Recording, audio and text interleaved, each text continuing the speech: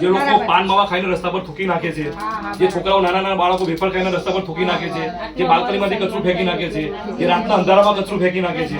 એટલે અમે એ મેસેજ આપવા માટે મારી એવી ઈચ્છા હતી કે ભાઈ મારા જે મારા વિસ્તારના સફાઈ કર્મચારી છે એને એક નાની એવી ભેટ આપું. અને આમાં એક બોલપેન ને પેન્સિલ છે એ એટલા માટે કે શિક્ષણ માણસ ભણેલો હોય તો મોટી નોકરી કરે, ખરેખર નહીં કરે, સમજ્યા? એટલે આમાં એક નાની એવી બોલપેન છે, પેન્સિલ છે અને ગુટપટ્ટી છે કે આજે તમે નથી ભણ્યા, બરાબર છે,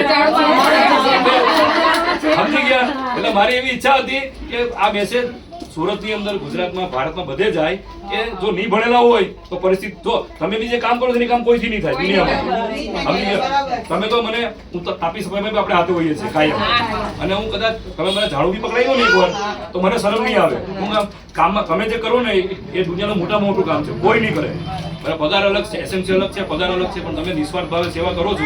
બરાબર, આ બોલપેન અમારા તરફ મારો જન્મદિવસ છે આજે, એટલે